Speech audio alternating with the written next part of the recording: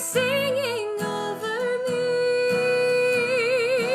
And before I'd be a slave, I'd be buried in my grave and go home to my Lord and be free.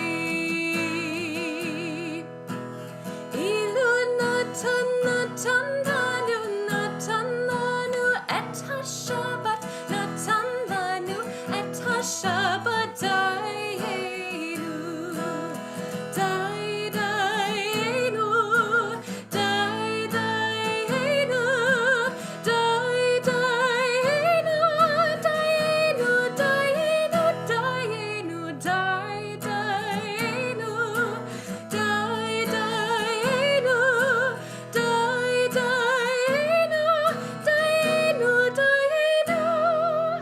Oh, freedom, oh, freedom, oh, freedom over me.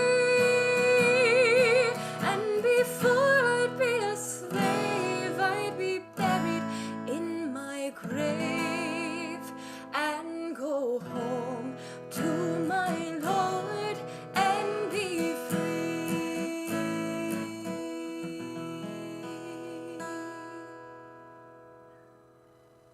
Shabbat Shalom and almost Chag Sameach. We are just hours away from Passover beginning. It is wonderful to be here with you, with everybody who has joined us from our community in our Zoom room, from everybody who is joining us in our community on Facebook and our other live streaming platforms. Shabbat Shalom to you all. I am Rabbi Sarah Berman, and it is my distinct pleasure to join our cantorial intern, Jenna McMillan, this morning for our service. If you would like to follow along with our service and with our text study a little bit later on, please visit centralsynagogue.org/livestream and go to the Mishkan for our order of service and text study.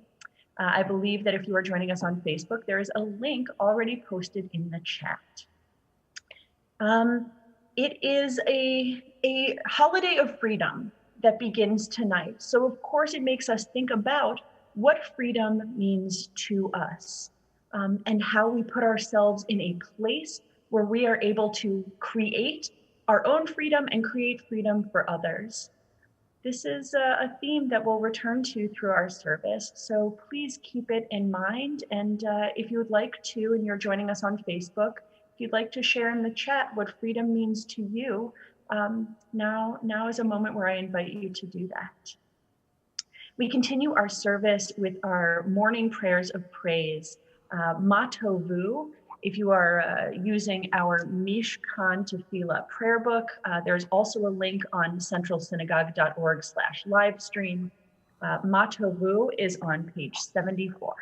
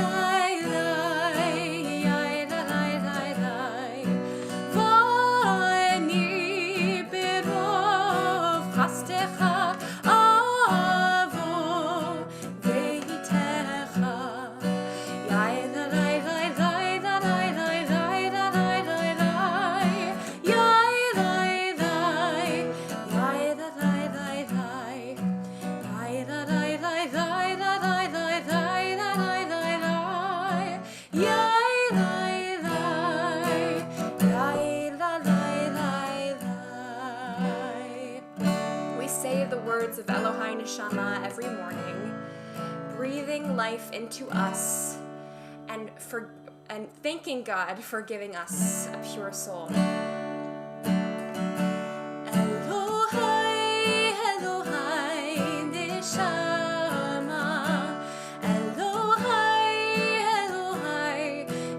neshama shenatata bi tehorahi tehorahi Elohai Elohai neshama Elohai Elohai neshama shenatata bi tehorahi tehorahi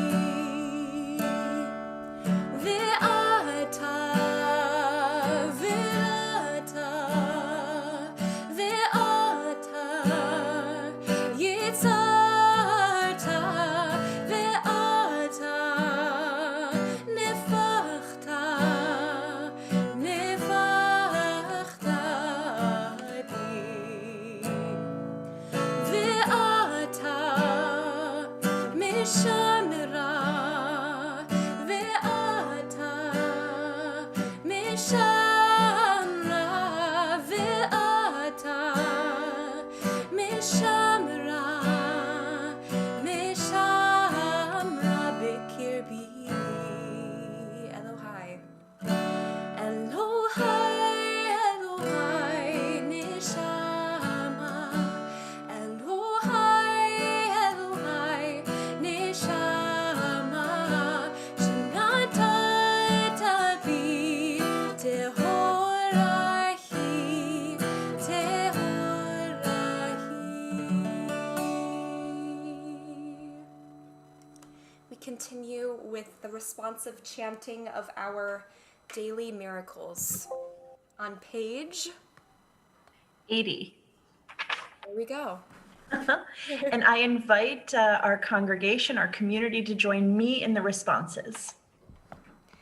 Baruch atah Adonai Eloheinu melech haolam, who has given the mind the ability to distinguish day from night. Amen. Baruch atah Adonai Eloheinu melech haolam, who opens the eyes of the blind. Amen. Baruch atah Adonai Eloheinu melech haolam, who frees the captive. Amen. Baruch atah Adonai Eloheinu melech haolam, who lifts up the fallen. Amen. Baruch atah Adonai Eloheinu melech haolam, who stretches the earth over the waters. Amen. Baruch atah Adonai Eloheinu melech haolam, who strengthens our steps. Amen. Baruch atah Adonai Eloheinu melech haolam, who clothes the naked. Amen. Baruch atah Adonai Eloheinu melech haolam, who gives strength to the weary. Amen. Baruch atah Adonai Eloheinu melech haolam, who removes sleep from the eyes, slumber from the eyelids. Amen. Baruch atah Adonai Eloheinu melech haolam, who made me in the image of God. Amen. Baruch atah Adonai Eloheinu melech haolam, who has made me free. Amen. Baruch atah Adonai Eloheinu melech haolam, who has made me a Jew. Amen. Baruch atah Adonai Eloheinu melech haolam, who girds Yisrael with strength. Amen. Baruch atah Adonai Eloheinu melech haolam, who crowns Israel with splendor. Amen. We sing our praises to God with the words of Ashrei on page 97. Ashrei yoshvei beitecha, od yehalelucha selah. Ashrei yoshvei beitecha, od yehalelucha selah.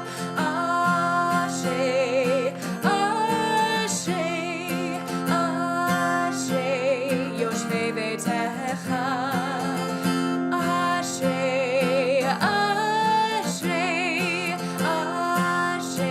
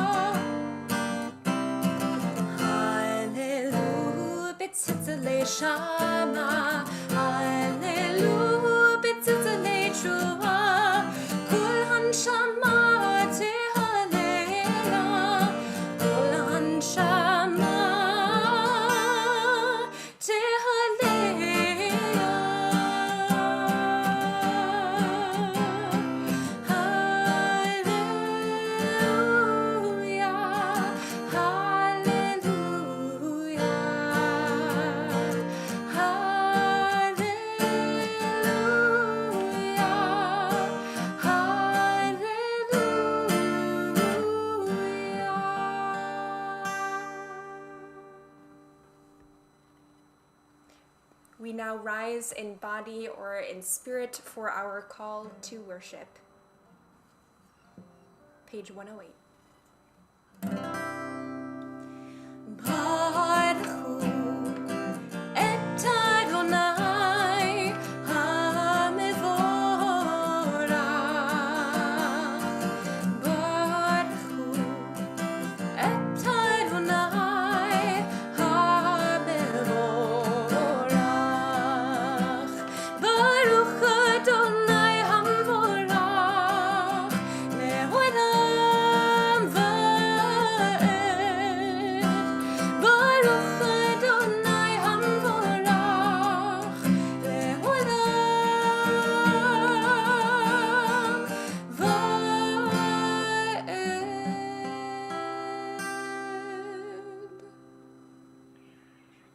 If you stood for Baruch Hu, I invite you to take a seat again.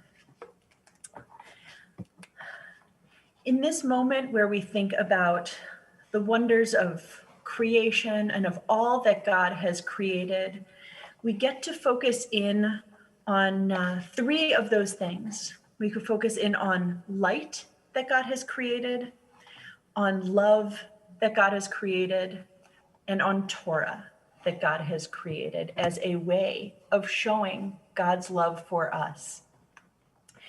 I'll read to you from a meditation on God's love and Torah, actually from our High Holy Days prayer book from Mishkan HaNefesh. Love beyond all space and time, your love enfolds your people Yisrael. We receive it in your teaching, your gift of Torah, sacred obligations, discipline, and law.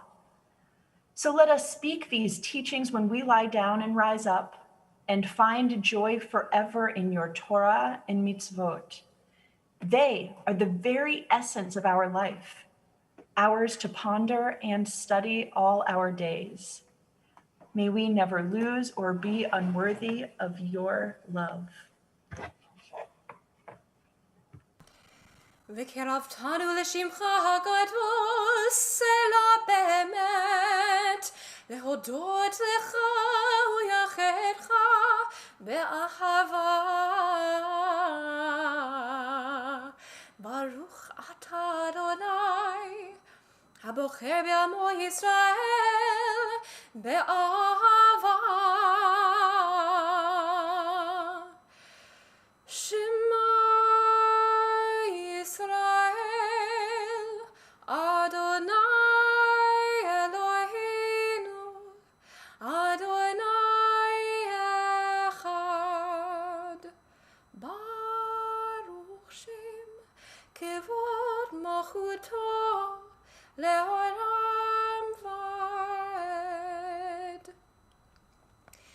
ואהבת את אדוני אלוהיך בכל לבבך ובכל נפשך ובכל מאודיך, והיו הדברים האלה אשר אנוכי מצווך היום על לבביך, ושיננתם לבניך ודיברת בם בשבתך בביתך ובלכתך בדרך ושוכבך ובקומך, וקשרתם לאות על ידך, והיו לטוטפות בין עיניך, וכתבתם על מזוזות ביתך ובשעריך, למען תזכרו ועשיתם את כל מצוותיי, והייתם קדושים לאלוהיכם.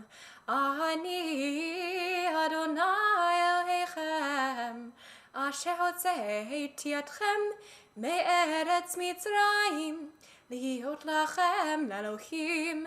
אני אדוני אלוהיכם.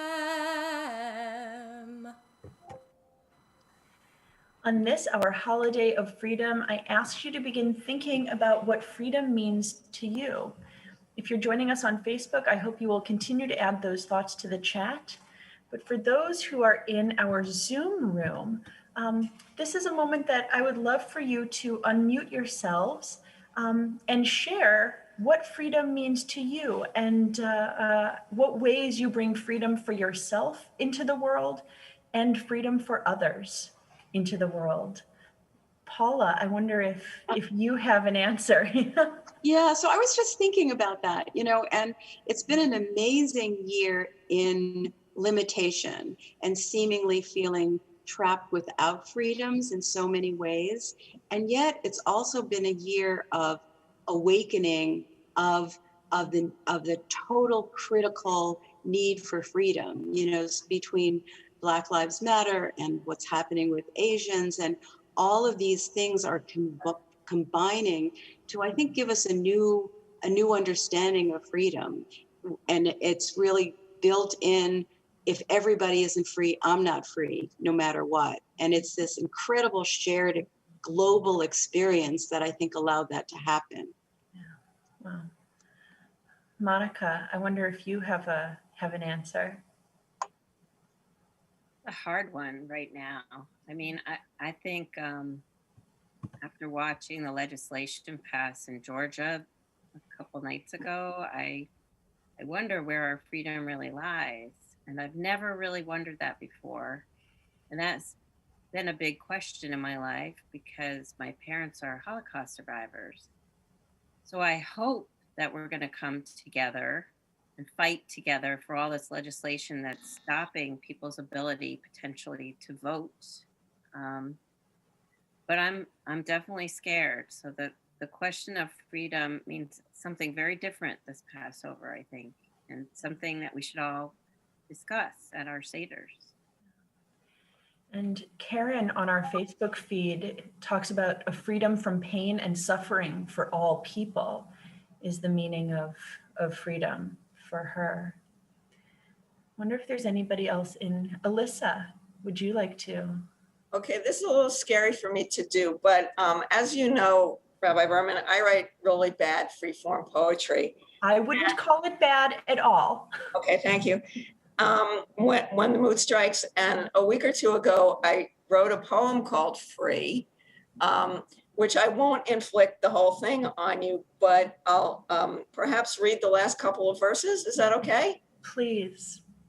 Freedom to be in this moment without a thought for the next, or for the shoulds, coulds, woulds, and if onlys, without anger, without agitation, without rancor, with peace, quiet, stillness, and maybe, just maybe, a small portion, a modicum of love.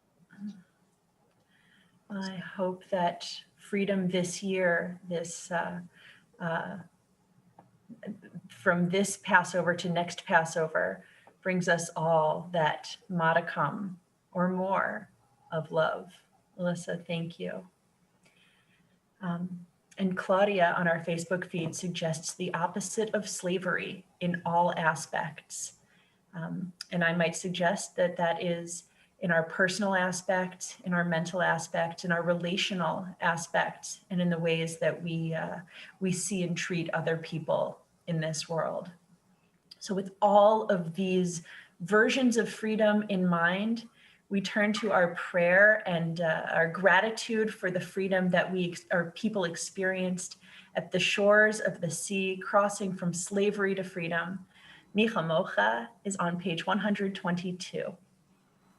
Who is like you? Adonai. Who is like you?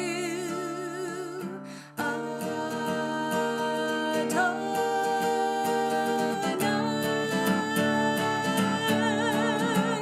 Mi chamocha v'elim Adonai. Mi kamocha nehedar b'kodesh.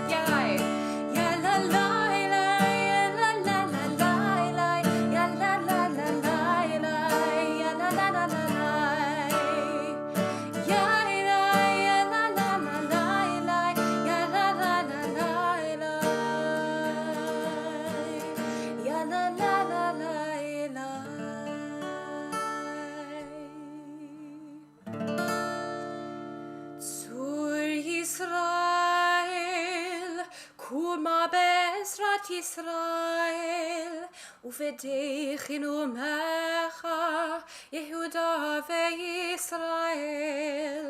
Go'alinu, Adonai Tzevaot Shemo, Kedosh Yisrael. Baruch atah Adonai, Ga'al Yisrael. We rise now for the tefillah.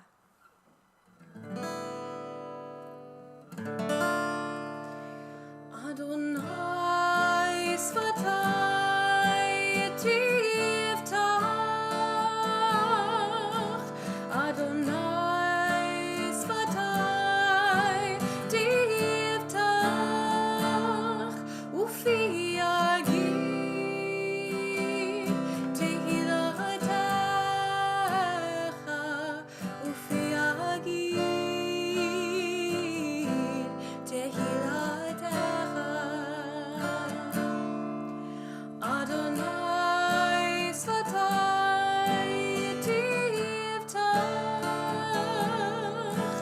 Adonai Sfatai Tiftach, Ufi Yagid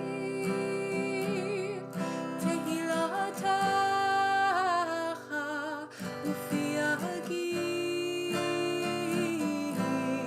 Tehilatecha.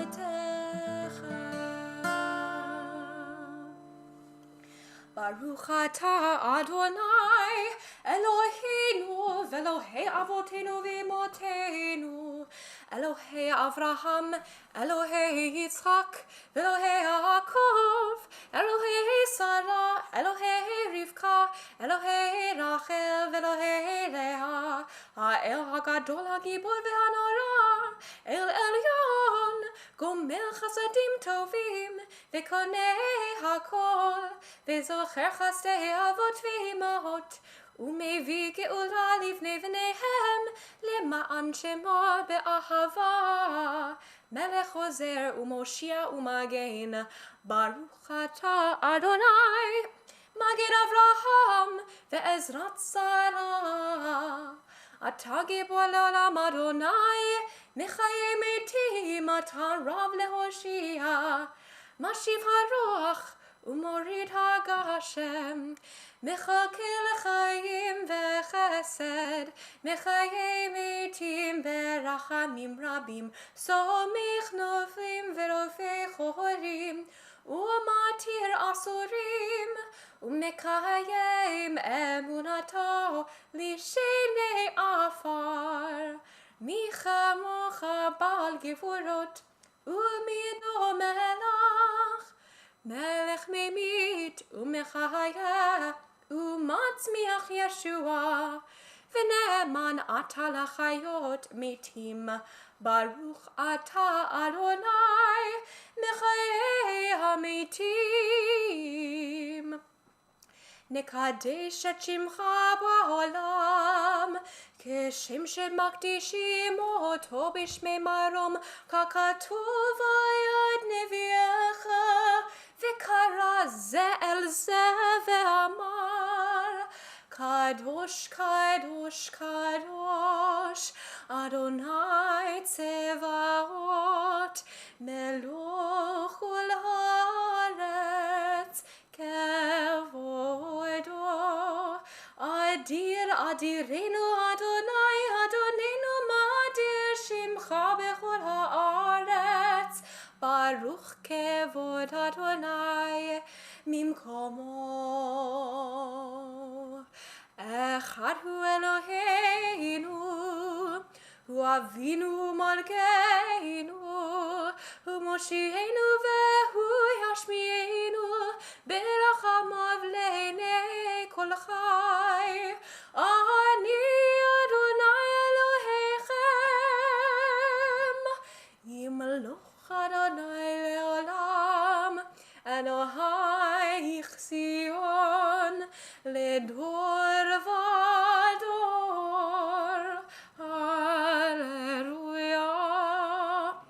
Ledor vador agid God lecha,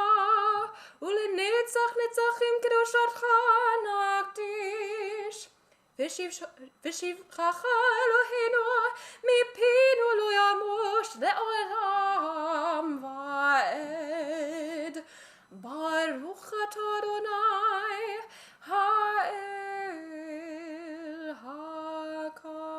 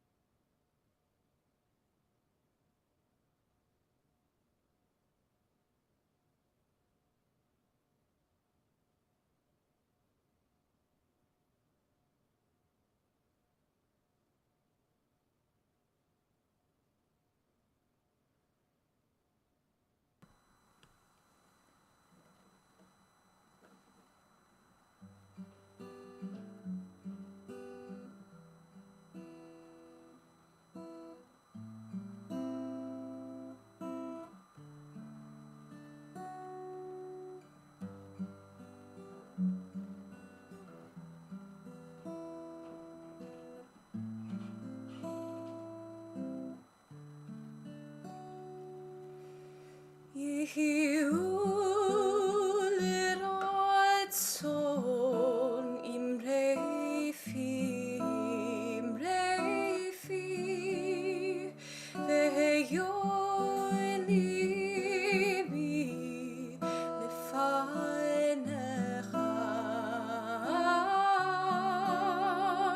אדוני צורי, אדוני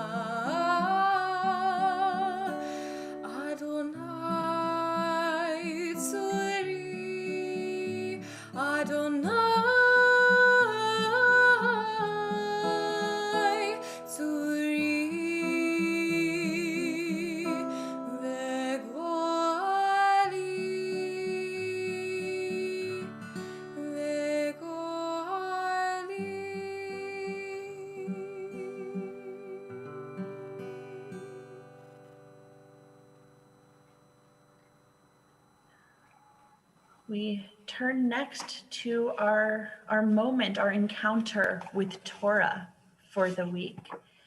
And though we don't have a Torah before us, our wonderful friend and leader, Jenna McMillan, has agreed to chant some verses for us to bring us into our text study. So if you have your Siddur, your prayer book handy, please join me for the prayer for Torah study, which is on page 86, before we hear some verses of Torah from Jenna. The verses that she'll be chanting are Leviticus chapter 8, verses 26 through 28. These are the first three verses on the text study sheet, which appears on the second page of our order of service. And we bless for Torah study.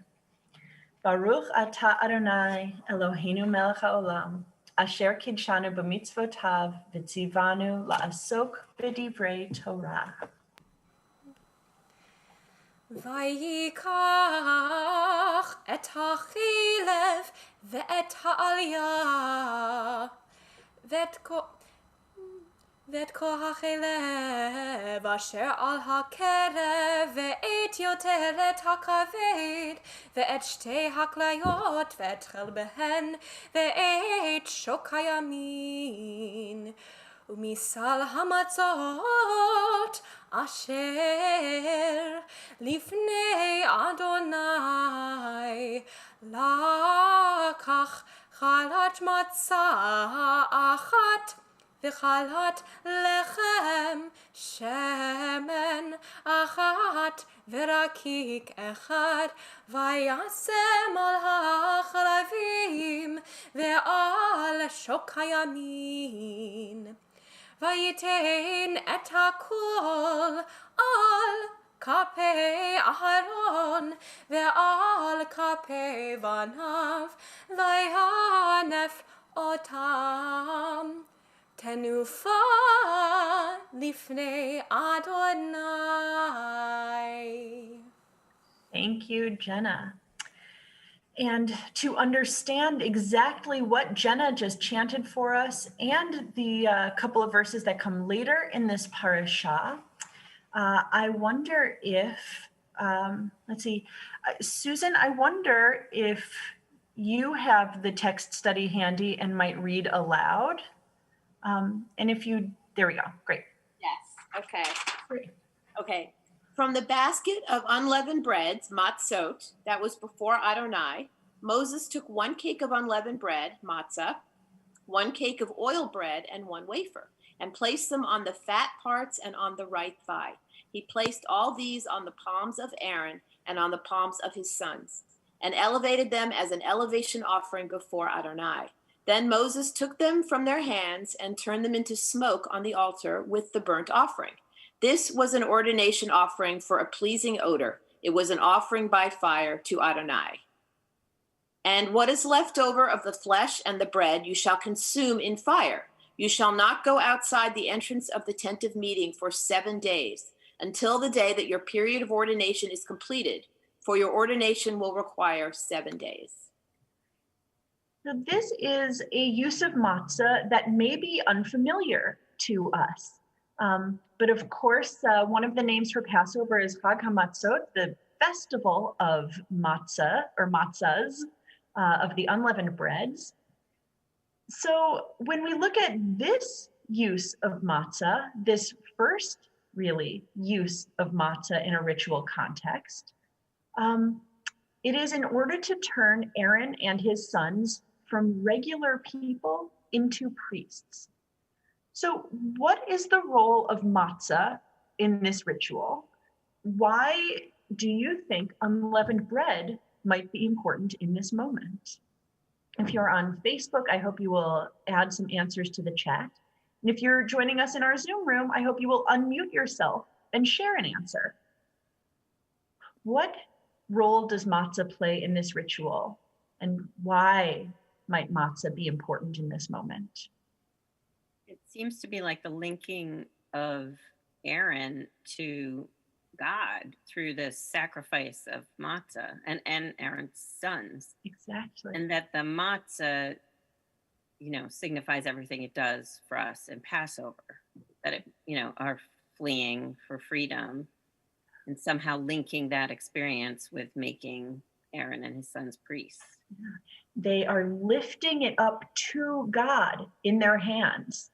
And then it is burnt, because the way that we get our sacrifices to God in the ancient world was to burn it, because it was the scent, it was the smoke that would ascend to God's very presence. So Aaron offers it, and then it is sent up. Paula, what are you thinking? So I find it interesting that it's not just matzah.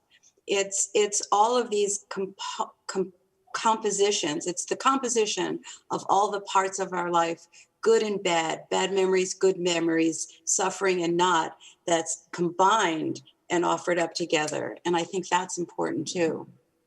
Absolutely. Absolutely. Does this have a linkage to like communion? I think you could very easily make that argument, Monica. Exactly, a wafer there. Yeah. And this wafer, though, isn't there's no transubstantiation. There's no understanding that this matzah represents something else or something physical. But as you introduced already, Monica, the matzah does represent a concept. And the matzah does represent that freedom, that transition from slavery to freedom, from being under the power of something or someone else to being under only God's, being subject only to God's power. Ed, I see you have unmuted. Do you have a comment, an answer? Definitely no answer, but I keep flipping over to it does remind me of a ceremony in a Catholic church. And it does, as you introduced, transform Aaron from somebody to a priest. In other words, he is somehow a different person, or he has a different status as a result of taking this wafer, this piece of matzah. Yeah. I mean, I can see the mirror, which I never saw before we figured this out. Thank you. So, Barbara. So I'm finding myself wondering, like, what is it about the matzah that would do that? And the first thought that came to my mind was faith, that we had the faith to go when we were told to go and take with us what we had, which was this bread that didn't have time to rise. And so, like, going right back to that moment of the faith in the future, and that would be the transformative potential in that faith. So, Eric, do you have an answer as to what role matzah plays in this ritual and why unleavened bread is important? Oh, you're on mute, Eric. I would love to be able to hear you.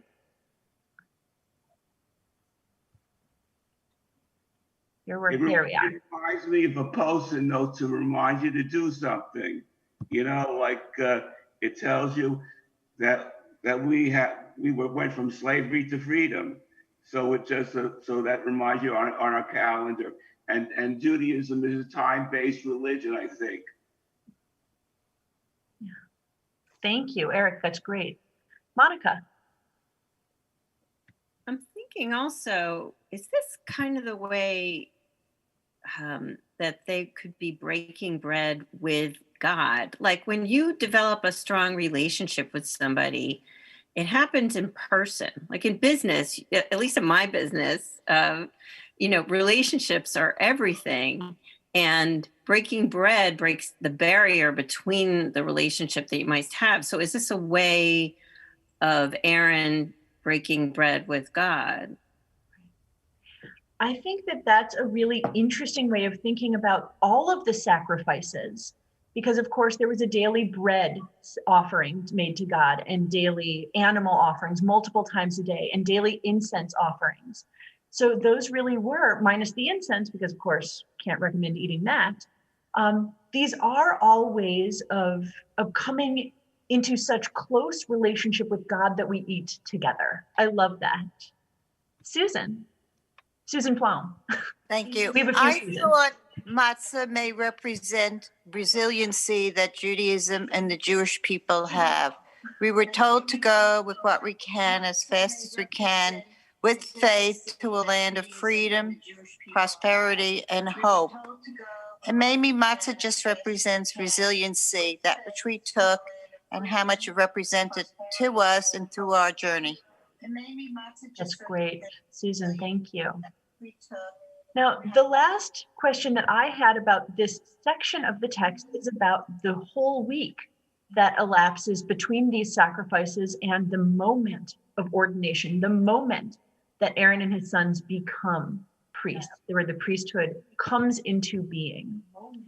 Why do you think they needed a full week to make that transition, for that shift to be completed? Arden, please. One thing that comes to mind for me is, like, thinking about this in the present day, is that, like, from what I've observed, it's really common, and I totally get why. I would probably do this if I was in the same place. For people who are, for rabbinical students and also cantorial students, to avoid saying that they're clergy as much as possible, even up to the last day, even while everyone else is passionately disagreeing.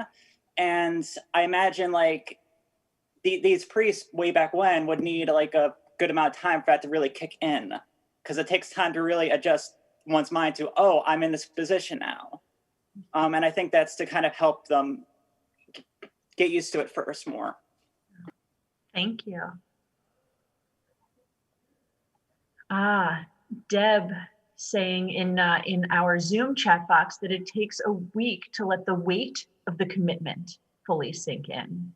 I love that. So let's move to our next text. We can't, I mean, as much as I would love to spend the whole morning on just this one text, I have brought two more for you. I wonder, Jody, do you have the text in front of you, and would you be willing to read the English of Leviticus 23, verses 5 through 8? Yes. Great. In the first month, on the 14th day of the month at twilight, there shall be a Passover offering to Adonai, and on the 15th day of that month, Adonai's feast of unleavened bread. You shall eat unleavened bread for 7 days. On the first day, you shall celebrate a sacred occasion. You shall not work at your occupations. 7 days you shall make offerings by fire to Adonai. The 7th day shall be a sacred occasion. You shall not work at your occupations. Thank you. So of course, this is a different ritual that's being described. This is the original celebration of Passover, the year after the flight from Egypt. There are two elements here: a Passover offering, so an offering of a paschal lamb, we will be told in subsequent verses, and you begin a feast of unleavened bread, of matzot. So Passover is what's being marked with matzah in this section. What is the role of matzah in this ritual?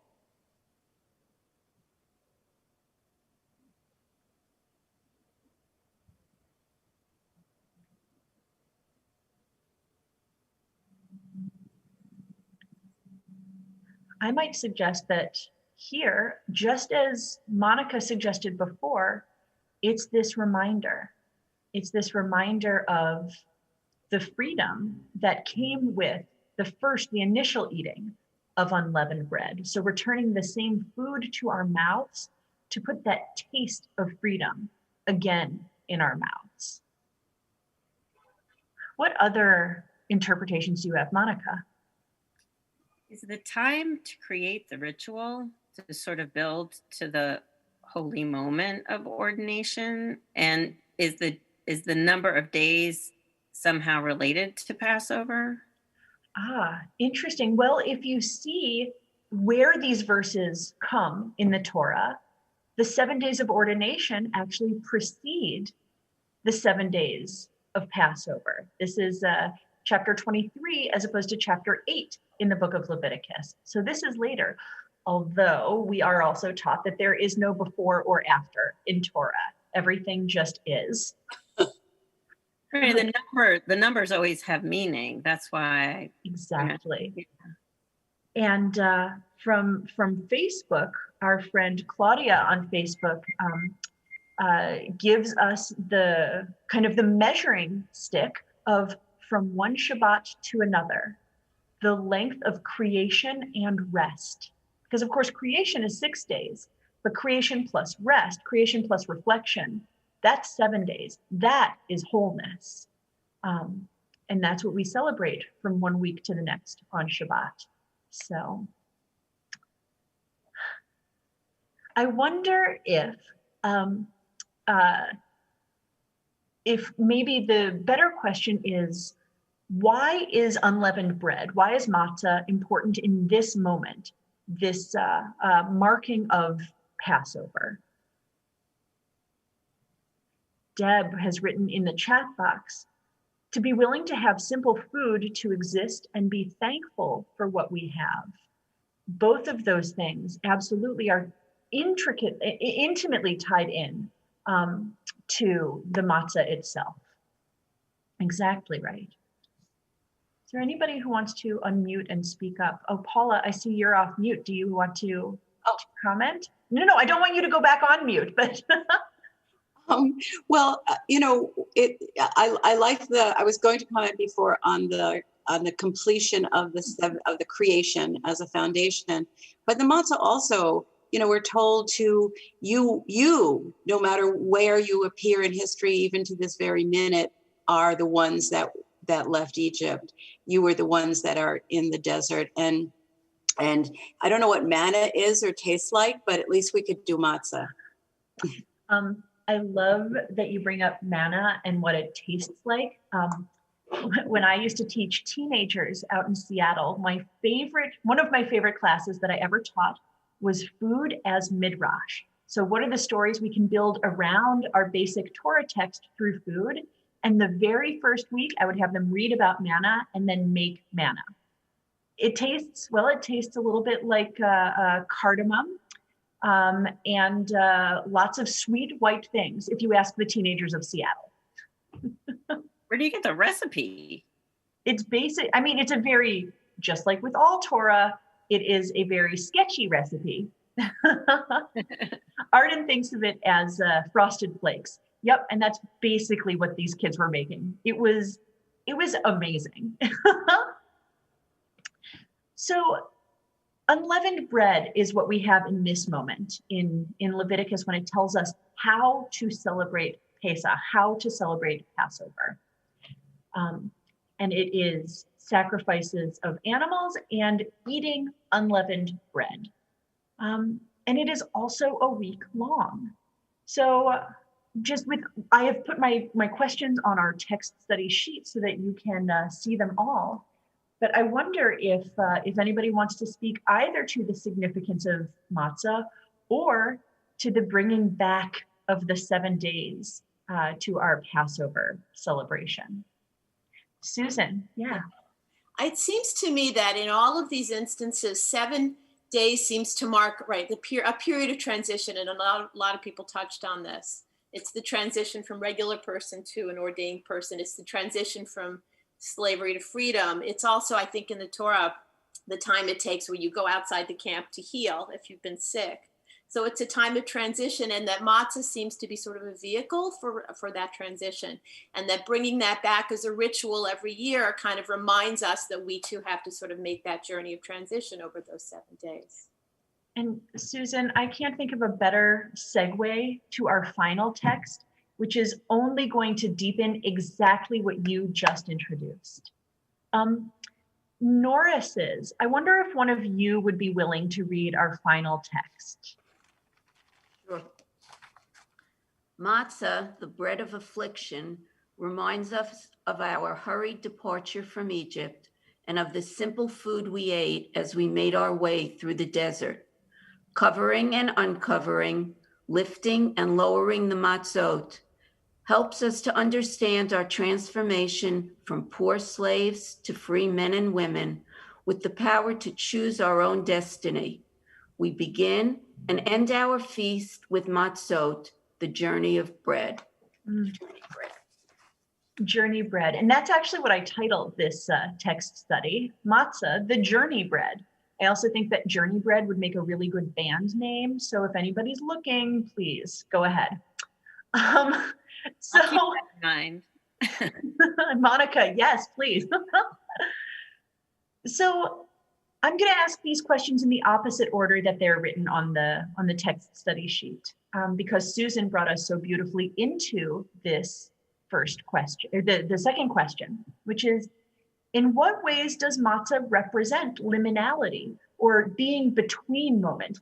How does matzah represent transition? Which Rabbi Sue Levi Elwell calls the journey bread. What makes matzah the journey bread? Eric, please, and let's get you unmuted. And okay. Here we are. It seems, you visualize the astronauts going into space and they have to have dried food and dehydration microwaves in order to reconstitute it. So I had a visual simulation about the astronauts going to the space station and having dried food so they can preserve a longer time. Yeah. So that the logistical question of how do you keep food good for a longer time, and the less liquid there is in it, the longer time it will last. So matzah is like space ice cream in a certain way. Eric, I love that. Thank you. Thank See you. soon. So Deb suggesting that it is fast and easy and portable. So in that way, matzah represents transition. It's the food on the go. How else? Are there any other comment? Oh, Ed, great.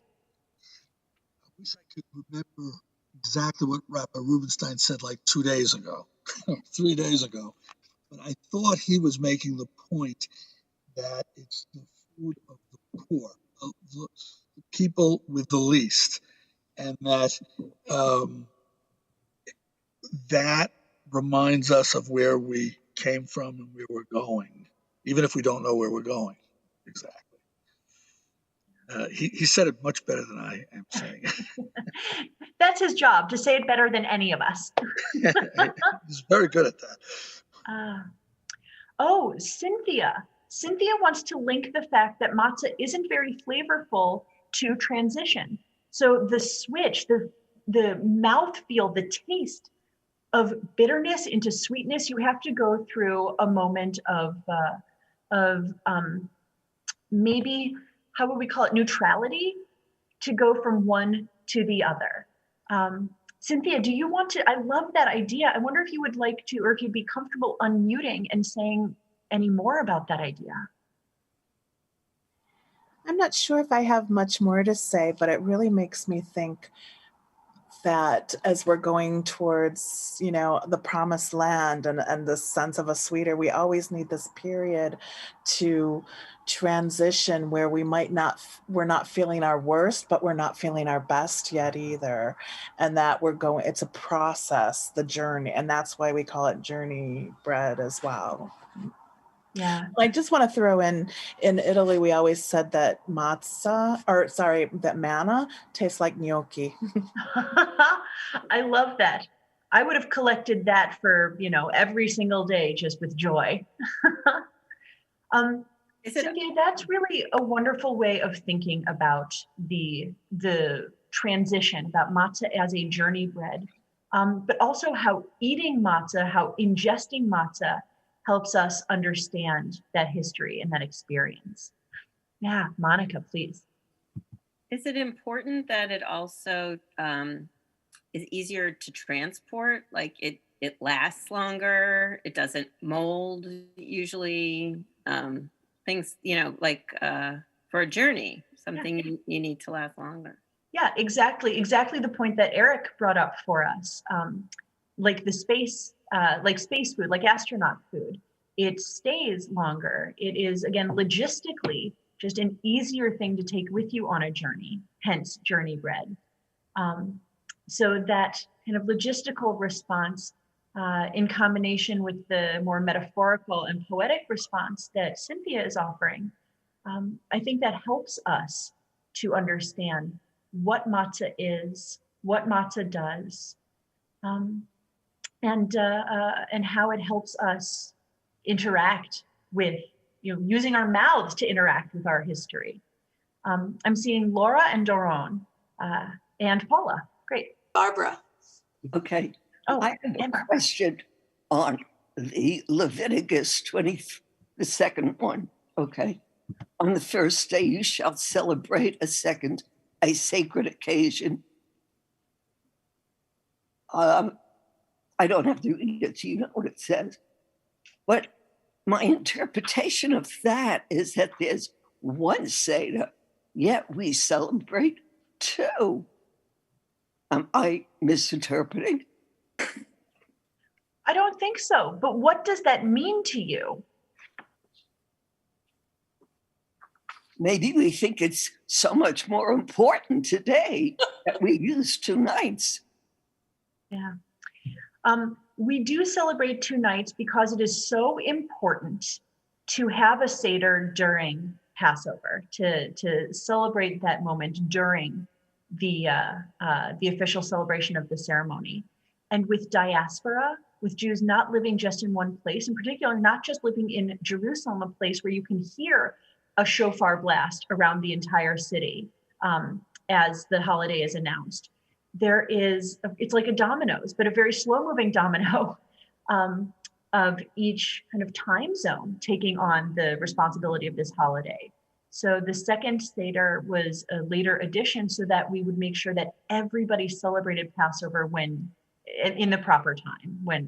And so just in case, you do it a second day, which is why the 7-day celebration in many Jewish communities is celebrated, in fact, for 8 days, because you don't want to lose any piece of the holiday. And it's 7 in Israel. Yes, it is 7 in Israel because you know exactly when the holiday falls when you're there. You're all in the same time zone. It certainly helps.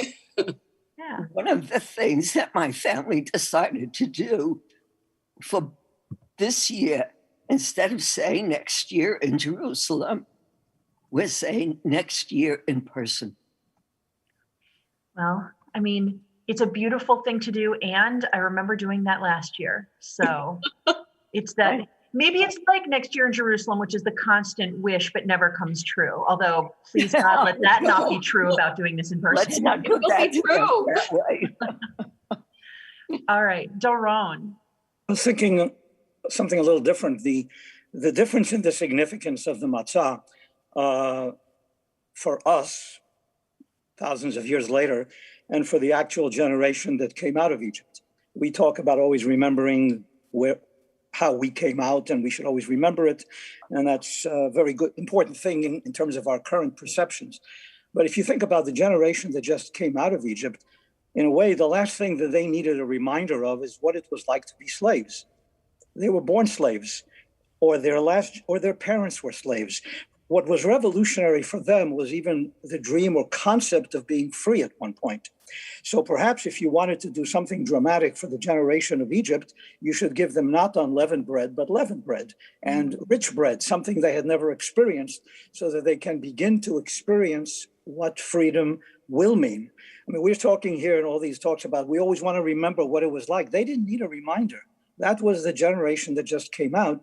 And so perhaps that's a way of saying that what the Torah was looking at is maybe not so much the generation that left out, but many future generations that would not remember this. And as a result, like us, have to be reminded of tougher times. They certainly didn't need to, the slaves in 1866, people who were slaves in 1866 did not have to be reminded of what slavery was like. Absolutely right. Absolutely right. Next is Paula, followed by Barbara, and then Eric. So I think a little bit of the matzah as a palate cleansing. And so much of what we do in life is by route and that 7 days, you go through it and, we all grumble a little bit, but boy, doesn't pizza taste good on that 9th day, Yeah, it's never tasted better. Because as Susan Wagner points out in our chat in the Zoom, and a couple of people, including Iris, has pointed out on the Facebook chat, that matzah is so simple. It's just flour and water, which means that in order to give it flavor, we have to do something to it. Or it also means, as Susan points out, that everyone can access those ingredients, and therefore everyone can easily observe the ritual and reenact the transition for themselves. Yeah. Barbara. So it's very funny. My response was from something earlier, but you just brought it right back. So I'm thinking a lot about, and Rabbi Ross brought this up last night, matzah as a vehicle. So we have journey bread, but it's the journey and it's the vehicle. So literally at the table, it's the vehicle for really yummy whipped butter for example. So, right? So, good call. And that's a lot of what happened, right? It's the vehicle for that toffee and dark chocolate. And so It's transformed. Yes. So as the vehicle, it becomes transformed, and it is transformative. So I was really interested in the journey, and then the vehicle piece, and the neutrality piece. But I have a question. So what does that mean? So what does that mean as a symbol, as a deeper metaphor, this vehicle that brings something more, but in itself is so simple, like you said, like everyone has the ingredients. I think that's so rich for contemplation. I think we could spend the next hour talking about just that question. I mean, genuinely. But of course, as Aaron and his sons raised that matzah to God, it was maybe the blank slate. It was maybe that, here is the offering of our heart, the avodah shebalev, what we each can bring and can offer, can, just like matzah pizza ingredients, or just like that whipped butter, or whatever it is you put on top of your matzah, that what we put on top of that matzah when we offer it to God, when we break that bread, Monica, with God, we get to offer whatever it is that we are bringing in that moment. So Barbara, I love the question that you just raised. Eric, and then I see Freddie. Oh, the Rabbi Zimmerman many years ago says the Passover table represents the altar in the temple. Mm-hmm. And it stuck with me, because then we were scattered among the nations. So this is our connection with the Jewish people celebrating Pesach. Yeah, and it's that whole table, Eric, exactly as you are saying in the name of Rabbi Zimmerman, that table is another way to connect us to our past and to our story and to our history. It doesn't matter whether your family has been Jewish for generations, or if you have been Jewish for a day, or your Jewish soul is in the process of transforming. This is all of our history. It is equally all of ours. And that Pesach table and the eating of matzah links us to it every single year. So Freddie, I see that you had a comment, and then I think we'll go back to our service. God bless Rabbi Zimmerman. Thank you, Eric. I was just thinking when Barbara was talking about the vehicle, that the very simple matzah, just the flour and the water, really just holds the whole story. And the idea that you can put the whipped butter, or you can put the chocolate and marshmallows or whatever, that each person can put their own interpretation and their own idea of what freedom is, and bring to that story, or gather from that story what they will as they retell it and retell it.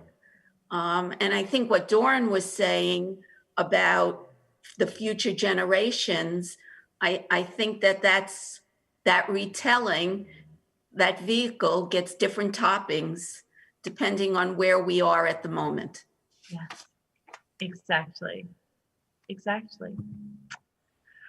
And on that note, I think that we have had our morning with matzah before our evening of matzah.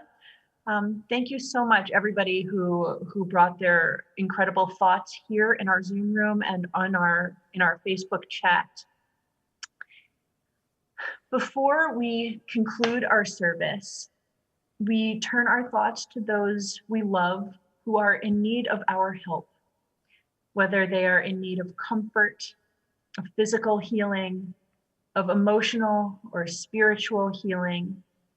We raise our voices together to bring these prayers to them and bring this comfort and strength to them. If you are thinking of anybody who is in need of healing prayers, I invite you to share their name either in our Zoom room chat or in our Facebook chat. And if you are on neither platform, I invite you to share their name aloud. We feel their names, we feel their presence, so that we can join our voices together in our prayer for healing, Misha Beirach.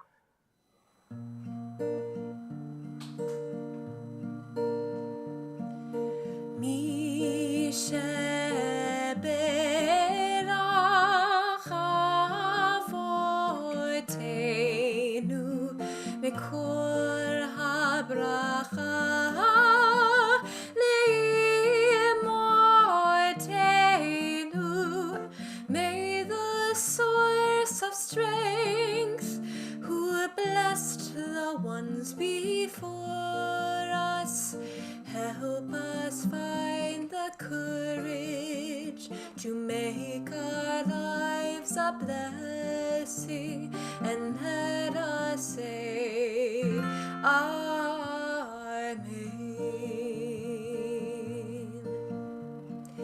Misha Beirach Imotenu Mikol HaBracha La'avoteinu. Bless those in need of healing with refuah shlema, the renewal of body, the renewal of spirit, and let us say Amen.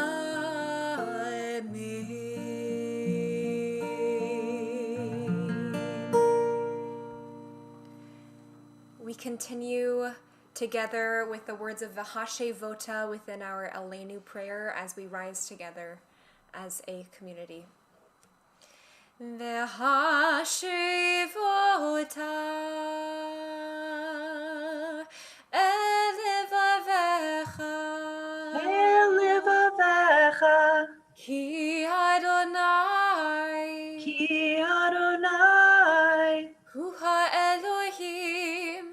HaElohim V'nema v'haya Adonai lemelech al kol haaretz bayom hahu yeh Adonai echad ushemo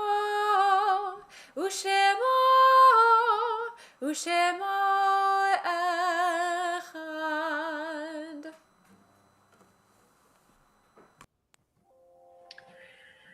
Our thoughts turn to those whose lives have touched our own, who are no longer with us, but are always with us in our hearts. This week, the Central Synagogue community marks the recent passing in the last 30 days of Alan Bork, Theodore Cohn, Gerald Fengel, Harav Meir Isser ben Shlomo V'chaya Halevi, Miriam Levy, Barbara Linhart, Edith Cohen Lippin, Ronald Shimeen, Miriam Schaefer, Arlene Katisker Westreich, Renee Weiss, and Barry Wolin. If you are marking the recent passing of a loved one in the last 7 days, if you're observing Shiva, or in the last month, if you're still in the period of Shloshim, whether you are on screen with us or at home, I suppose we're all at home, I invite you to rise and share the name of your loved one in the chat, or if you're in our Zoom room, share the name aloud with our community. If you are marking a yahrzeit, or if you are in the first year of mourning, if you are in Shana of a loved one, I invite you to rise and share the name of your loved one. Marty Ballot, my dad. My sister, Beverly Johnson. And if this week marks a yahrzeit, the anniversary of the death of a loved one, I invite you to rise, again, if you are able, to share their name with our community. My dad, Hyman Berger. And now, if we are able, we rise as one community and speak the words of Kaddish Yatom, our mourner's Kaddish. The words are on page 294. Yitgadal v'yitkadash shemei rabba, v'alma divarach v'rtei v'yamlich malchutei. Mechayechon v'yomechon v'chayei b'chol Beit Yisrael. V'adala uvizman kariv v'imru amen. Yehei shmei rabba mivarach le'olam olamei almaya. Yitbarach v'yishtabach v'yitpa'ar v'yitromam v'yitnaseh. V'yit hadar v'yit aleh v'yit halal. Shemei dekudasha b'richu. Le'elam min kol birchata v'shirata. Tush b'chata v'nechamata. Da'amiran be'alma v'imru amen. Yehei shlama rabba min shemaya v'chayim aleinu ve'al kol Yisrael v'imru amen. Amen. Oseh shalom b'mromav hu ya'aseh shalom aleinu ve'al kol Yisrael v'imru amen. Amen. May their memories be a source of peace and comfort to all of you, and we say, Amen. Amen. And we join together in the commandment to keep Shabbat.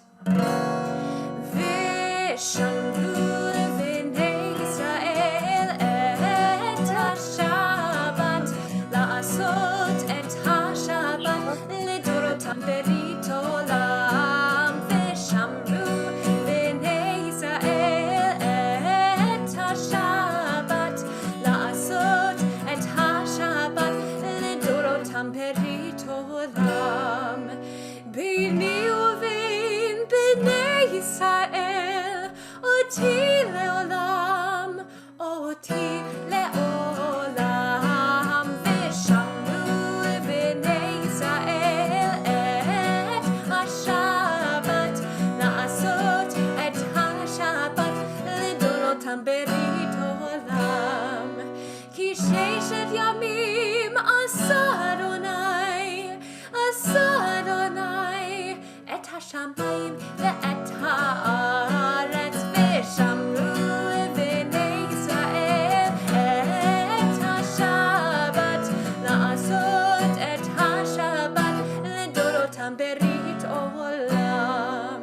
Uvayom hashvi'i shavat vayinafash, shavat vayinafash, shavat vayinafash, v'shamru b'nei Israel et hashabat, la'asot et hashabat lidorotam berit olam. And we join in the Kiddush together. Baruch atah Adonai Eloheinu melech haolam borei peri hagafen. Amen. And for the last time before Passover, we are joining together in the blessing over the challah. Ed, raise that challah high because I do not have one. Baruch atah Adonai Eloheinu melech haolam hamotzi lechem min haaretz b'tehavon. Thank you so much for joining us this morning. It's been wonderful, wonderful being here with you. There are many more opportunities to be together over the next week, including this evening, the congregational Central Seder, which begins at 6 p.m. And if you are a member and are joining us in our Zoom room, I can't wait to see your face. And if you are joining us through any of our other platforms, through Facebook, through our live stream, or on WABC's own website, I look forward to being with you there as well. Tomorrow morning, there is a festival morning service with cantorial intern Jenna McMillan and rabbinic intern Chelsea Fuchs. Jenna, what time is that service? That is beginning at 9:30 a.m., just like Mishkan. Great. 24 hours. And next Saturday, our next Mishkan service, our next Shabbat morning service will actually be our Pesach Yizkor service. So many, many more opportunities for us to be together and mark this time of year. Chag Pesach Sameach, a Zissin Pesach, a sweet Pesach to everybody, and Shabbat Shalom. Shabbat shalom. At the Scotus holiday. Shabbat shalom. Shabbat shalom.